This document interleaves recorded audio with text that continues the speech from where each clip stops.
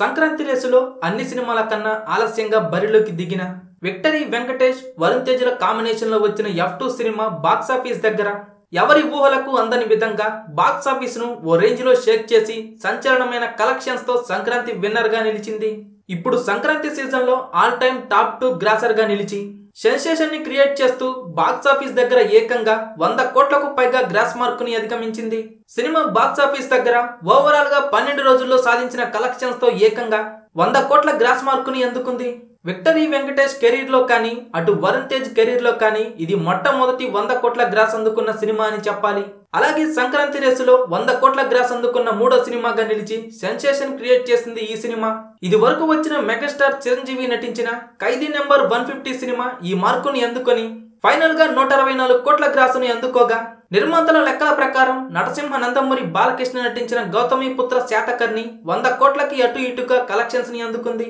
ఇక ఇప్పుడు మూడో ప్లేస్ లోకి ఎంటర్ అయిన F2 సినిమా 13వ రోజు కలెక్షన్స్ తో all time top 2 Sankranti grosser గా కన్ఫర్మ్ అవ్వగా, లాంగ్ రన్ లో మరింత జోరుతో రీసెంట్ గా హిట్ అయిన స్టార్ హీరోల సినిమాల రికార్డులను కొన్ని బ్రేక్ చేసే అవకాశాలు పుష్కలంగా ఉందని చెప్పాలి. ఈ రికార్డుతో పాటు విక్టరీ వెంకటేష్, వరుణ్ తేజ్ ఖాతాలో మరో రికార్డు పడింది. ఇప్పటి వరకు ఏ తెలుగు హీరో నటించిన సినిమా కూడా బాక్సాఫీస్ దగ్గర రోజుకి 4 కోట్ల చొప్పున ఎక్కువ రోజులు వసూలు చేయలేదు.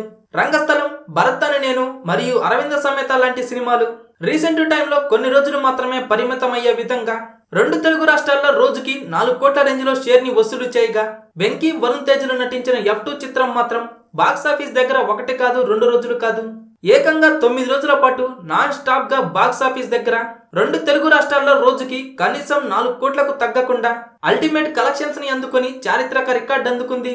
86 ఏళ్ల తెలుగు సినిమా చరిత్రలో మరే హీరో సాధించని అల్టిమేట్ రికార్డును సొంతం చేసుకుంది F2. ఇక్కడ విశేషం ఏంటంటే అది కూడా కేవలం 450 వరకు థియేటర్స్ లో భారీ పోటీ నడుమ ఇలాంటి రికార్డును అందుకోవటం విశేషమనే చెప్పాలి. ఇదే సినిమా సంక్రాంతి రేసులో ముందే రిలీజ్ అయి ఉంటే ఖచ్చితంగా ఈ లెక్క 11 రోజులకు తగ్గకుండా ఉండేదని అంటున్నారు. వీడియో మీకు నచ్చితే లైక్ చేయండి, అందరికీ షేర్ చేయండి, కానీ సబ్స్క్రైబ్ చేయడం మాత్రం మర్చిపోకండి.